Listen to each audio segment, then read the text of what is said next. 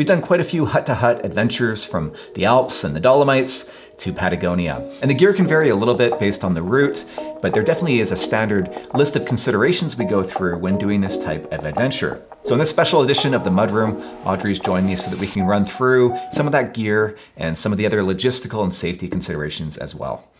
Now to start with, you want to think about all of your gear as being in two buckets or two systems. And one is what you're going to run with and wear during the day, and the other are things that you only likely are going to be needing at night at the hut. But ideally, everything serves two purposes. So for example, a puffy jacket or a base layer that you might plan on wearing at night could also be worn in the worst case scenario while on the run. So as far as running kit go, we'd be wearing what we normally wear for a mountain adventure or even a trail race. So a t-shirt, some comfortable shorts, in my case, a really comfortable sports bra, some breathable socks, gloves, hat, sunglasses, the usual stuff.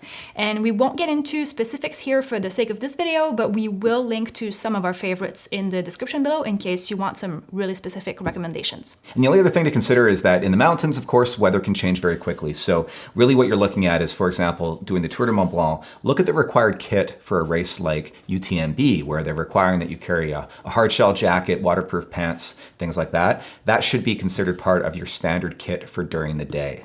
And speaking of which, so we each have our waterproof kits that we prefer. In my case, I really like the AUDRÉE'S Norvan hoodie here, as well as the AUDRÉE'S Norvan pants that go along. For a few years, I actually used the same pants as Jeff, the Salomon Bonatti pants, but they're a unisex model, so they didn't make a women's specific one, and they were always quite baggy on me. So I'm really glad that AUDRÉE'S finally came out with a women's only Norvan pant. And like Audrey said, as a Salomon athlete, I use stuff from Salomon. This is the Salomon Bonatti waterproof jacket and the Bonatti waterproof pants. The pants in particular are very lightweight and packable. And then we both use the Venta from AUDRÉE'S. I've talked about these a couple of times now. They're not waterproof, but they're windproof. And while they do absorb a bit of water, they keep your hands quite warm even when they're wet. They're kind of like a neoprene glove in that way. Yeah, and what I like about them as well is they're a bit thicker than my regular running gloves, but from places like in the Alps or anywhere where we might do a little bit of scrambling or even some light via ferratas, these ones won't get ruined after 1 or 2 uses. Now, the first thing we do when we get to the hut for the evening is, of course, change into clean clothes. So in my case, I have a merino wool t-shirt or base layer, as well as a really lightweight soft shell pair of pants. Next, of course, we need to have an insulating layer, so like a lightweight puffy jacket and a beanie for your head. And in my case, I usually carry a long sleeve merino wool top and tights from Icebreaker in this case, along with a little beanie. This puffy is from AUDRÉE'S. It's the Cerium SL, and unfortunately it has been discontinued. Audrey's is the same, but with a hood. But we'll recommend a couple other options for you in the description below. But really, you want something that's quite packable, quite lightweight, because you are really just wearing it at night. But the idea with all this stuff is that you could run in it if you had to, or at least put it on if you found yourself stuck on the trail, maybe caught in a snowstorm or something. So the base layers need to be synthetic ideally, or merino wool, but again, something you can layer. And the puffy jacket as well could go underneath your hard shell. So this speaks to that principle of dual purpose that I mentioned, where everything needs to be able to serve two purposes. You can wear it in a pinch during the day and then change into it at night, but there's nothing redundant. You're not carrying any spare clothing here. Yeah, so as a good example of that, of course, this merino t-shirt I could wear to run in if I had to, or if I wanted to, if I got really sick of my very dirty run t-shirt. And same with these pants, like the soft shell, I could throw them on over my shorts if it's a cool day or if it's really windy, for example. And you might notice that what we don't have here is spare run clothing. So we are not changing our underwear, we're not changing our shirt. You're putting your dirty stuff on the next day and the day after that, depending on how many days you're out on the trail. And so your stuff is getting increasingly dirty, but the reality is it's going to be sweaty and dirty within the first 45 minutes of changing into fresh clothing anyway. 45? More like 5. Yeah. Yeah, that's true. And for my preference, I like to wash my shorts. So if I get the chance, I'll hand wash them in a sink quickly at night and then let them dry while I wear my pants for the evening and to sleep in anyway. Yeah, and I'll usually do the same thing with my quick dry t-shirt if I can, as well as my boxers, because I wear typically Sacs boxer briefs under my shorts. Now, as much as everything should serve a dual purpose, there's definitely a list of things you're going to need either just at the hut or just in case of emergency. And the first thing is a silk bed liner. Yeah, we really like this one that we bought a few years ago. It's from Rab. Like Jeff said, it's made of silk, and this one is hooded. So I think that's one thing that's really important when we're looking for one of these. You want it to be able to cover your pillow, and ideally it's like built-in. So I think they call them mummy style now. This one unfortunately has been discontinued, but Sea to Summit makes a similar one that's also made of silk. And silk is awesome because it's super lightweight, it's breathable, and it's naturally antimicrobial. Plus it feels really nice on the skin, and this one is really lightweight and packable as well. Yeah, so remember with these, your goal is not warmth. You are sleeping in a hut, in a bed. The reason they require this, though, is because typically mountain huts, they're not doing a lot of laundry. So the idea is to line the bed, and then they'll give you blankets and pillows on top. So I'm pretty confident in saying that 99% of the time you don't need to bring anything else, no sleeping bags. That's part of what you're paying for at these huts.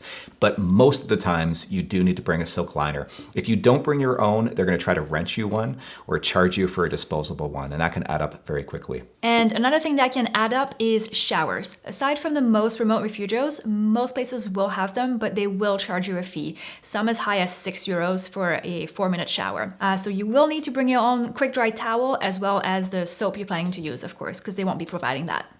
And along those lines, we always bring a small kit of toiletries. We try to keep it very minimal, but of course there are some non-negotiables, like brushing our teeth, washing our face, putting on sunscreen. And in my case, I really need a travel size hairbrush. I can't go more than a day without untangling my hair. And another non-negotiable for me are earplugs. In fact, I've gotten in the habit of carrying my Apple AirPod Pros because they have noise canceling. I'm a really light sleeper, and unfortunately these refuges, when you're staying in the dorm rooms, can be very noisy. People come in late, they leave early, they can be up coughing all night, getting up to go to the bathroom. And so you might want to consider an eye mask as well if you're a light sleeper like me. You're really selling it. Yeah, I know. But speaking of luxury items, you might want to consider bringing flip-flops or Crocs or really lightweight slippers because not all refugios provide them. We've been lucky, most of them do have something that you can borrow for the evening, but in the instances where there wasn't anything, we were just perfectly happy walking around in our dirty socks. But if it's not something you're willing to do, you might want to add that to your list. Yeah, and that's where you get into this idea of luxury comfort versus safety. And we tend to be, it's a bit of a spectrum. We tend to err on the side of only bringing stuff that is there by necessity for safety reasons, but rarely do we bring anything for comfort. So slippers is moving along that spectrum, which for you might be okay, but you have to remember that the more you carry, those grams and ounces add up to kilograms and pounds very quickly. But having said that, something like a first aid kit is, again, not a comfort item, not a luxury. That's a requirement, in my opinion, for safety. For me, that includes a blister kit, a whistle, a little knife if we have to do gear modifications, and either a space blanket or an emergency bivvy. And both Audrey and I would have at least a bivvy or a space blanket, as well as likely some of our own sort of medication and blister care, as well as things like these strips that you can put on. This is KT tape that has been pre-cut into strips. You can place it on your shoulders, anywhere you might get chafing from your pack, for example. As well as anti-chafe, this is squirrel's nut butter. I will reapply this each morning because likely I'll be showering at night at the refuges and washing off any lubricant that I have put on to avoid chafing on things like the inner thigh. Now, most refuges have somewhere that you can charge your devices. This typically is a single plug in the shared rooms, in the dorm rooms, and then a few communal plugs in the common areas of the refuges. But sometimes you're fighting for that plug. Sometimes you're competing with other people. And so we like to bring a power bank just in case there's a night that we have to go without charging, but also because we rely on our phones for navigation and taking photos. And so having a way to charge while still on the trail is a really good backup as well. And if you are going to be charging at the refuges, then of course bring a power adapter. If like us, you're coming from North America to Europe, don't forget that, as well as any other cables you might need for your iPhone or other devices. And I always carry a little headlamp with me, even if we don't plan on running at night. But sometimes your days can take a little bit longer, or you might want to get an earlier start the next morning. And a little headlamp can also be very useful while at the hut, especially if you need to get up to go to the bathroom in the middle of the night. But having said that, because it is more just for emergencies and for using at the hut, you don't need anything too powerful. So a really lightweight, ultralight headlamp like this should be just fine. And then In case of emergencies, we will typically carry a Garmin InReach satellite communication device. This way we can call for help if we have to while on the trail, or even text people back home, which works internationally without us having cell phone coverage ourselves. Now, everything you're carrying needs to fit into a pack, of course, and how big of a pack you need is going to depend on how much you're carrying and really how many of those luxury or comfort items you're bringing. For example, potentially a spare change of clothes, that might necessitate a larger pack. Or in my case, extra camera gear. Sometimes I need to bring a pack that's a little bit bigger as well. But in my opinion, you should be aiming for something around 14 to 15 liters. A 12-liter pack like the Salomon Advanced Skin 12 that we use for racing and for big single-day adventures is typically a little bit too small. And so what I have here, for example, is the Salomon XA15, the Salomon Advanced Skin Cross Season 15, which is a newer model. And then Audrey has the Norvan 14 liter. Yeah, we find that 14 to 15 definitely is the sweet spot for hut-to-hut adventure. Now, of course, if we were carrying tents and doing a true fast packing, that's a different story. But for this type of what we call soft packing, 14 liter is awesome. And sometimes what we will do though is I'll carry something like the XA25, a 25 liter pack, so that I can bring a few of Audrey's bulkier items, like say her silk liner and maybe even her puffy jacket, which allows her to run with the Advanced Skin 12 liter pack. So if you are going as a couple where somebody is much larger and can carry a lot more weight, that is an approach you could use. Again, a 25 liter or a 20 liter pack paired with a 12 liter pack. Now, some other gear you might want to consider could include poles. Now, we typically do quite mountainous routes, so we almost always use poles, especially when doing multi-day adventures. And a GPS watch as well, not just to track your mileage each day, but also for navigation.